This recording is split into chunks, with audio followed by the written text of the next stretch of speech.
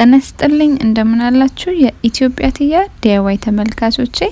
እኔ ቲያ ወንድሙ እባላለሁኝ። ሁላችሁም ስላላችሁ በአስተያየት ስለምታበረቱኝ ከልብ አመሰግናለሁ። እንደዚሁም አዲሶቹ ስለመጣችሁ እንኳን ደህና መጣችሁ እያልኩኝ ዛሬ ይዤላችሁ የመጣሁት በድጋሚ ድፎ ዳቦን አሰራር ይሆናል። በጣም ቀላል የሆነ የድፎ ዳቦ ነው ማሳያችሁ።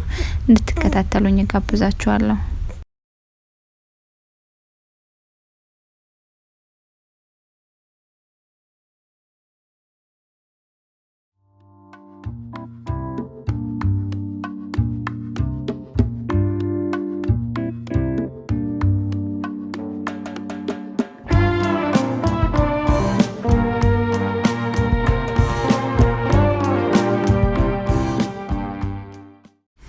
ይህንን ድፎ ዳቦ ለማዘጋጀት የዱቄቱን እርሾ በውሃ ለብ ባለ ውሃ እዚህ ጋር በጥብጬዋለሁ።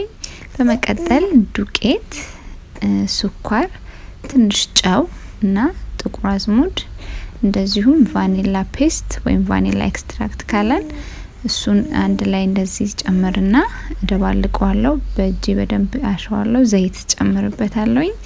የአትክልት ዘይት ወይም ቃና የሌለው ዘይት ቢሆን ይመረጣል። እንደዚህ በእጄ በደንብ አድርጌ አሸዋለሁ። መጠን እናንተ በምትፈልጉት መጠን ነው። እኔ በግምት ነው መጠኑን ማስተካክለው። ተመልካቾቼ የዚህ ዳቦ አሰራር በጣም ቀላል ነው ብዬ አስባለሁኝ። በእርግጥ እኔ አሁን እንደምታዩት ውሃ እየጨመርኩኝ በደንብ አቦካዋለሁ ማለት ነው። እንግዲህ ይሄንን እያቦካውኝ እኔ ኢትዮጵያ እያለሁኝ እንጃ ኩሽና የገባውበትን ጊዜ ራሱ በጣም በቁጥር የሚቆጠር ነው የሚሆነው። ነገር ግን ለካስ በማየት ይማራል ሰው ልጅ የሚባለው እውነት ነው። ከሀገሬ ስወጣ ነው ምግብ መስራት እንደምችል ያወቅኩት። የኢትዮጵያ ባህላዊ ምግብ እንደዚሁም የፈረንጅ ምግብ እድሜ ለዩቲዩብ ከዩቲዩብ ላይ ያያየው ነው የተማርኩት። እንደኔ አይነት ሰው ይኖራል ብዬ ስለማስብ እዚህ ጋር አሁን አብኩቸዋለሁ። በመሀል እያቋረጥኩኝ ወሬን እንግዲህ እንደዚህ ካቦካሁት በኋላ ትንሽ ዘይት እጄን አስነክቼ ለአንድ ሰዓት ያህል በፎጣ ከድኛ አስቀምጠዋለሁ። አሁን እንደምታዩት በሳይዙ በመጠኑ ጨምሯል። ስለዚህ ወደ መጋገሪያ ይወስዷለሁ። መጋገሪያዬን በኮባ ነው ያደረኩት። ይሄም ለመጀመሪያ ጊዜ በኮባ ዳቦ ለመጋገር የሞከርኩት ሙከራ ነው። በጣም ተሳክቶልኛል።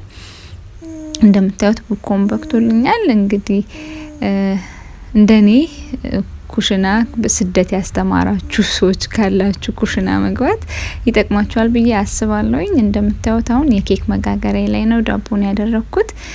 ኮባውን ከስር ካነጠፍኩ በኋላ ረጠብ ያለ ኮባ ነው። ትንሽ ከኬክ መጋገሪያው ቁመቱ እንዲበልጥ አድርጌ ነው ያነጠፍኩት፣ ምክንያቱም ዳቦ ወደ ላይ ስለሚነፋ ማለት ነው። እንደዚህ በእጄ እንዲበሳበሳ አድርጌ ዘይት አድርጌበታለሁ ከላዩ ላይ። ኮባ ከሌላችሁ ግን እንደዚሁ ባዶን ሊጡን ታረጉና ዘይት ላዩ ላይ ነስነስ ታረጉበታላችሁ። ከዛ በኋላ ለአንድ ሰዓት ያህል ኦቨን ውስጥ ማብሰል ነው። እኔ በ200 ዲግሪ ሴልሺየስ ነው ያበሰልኩት። እንደምታዩት አሁን በጣም የሚያምር ስንጥቅጥቅ ያለ በቃ በጣም የሚያምር ዳቦ ወጥቶልኛል። እንደምትወዱት ተስፋ አደርጋለሁኝ።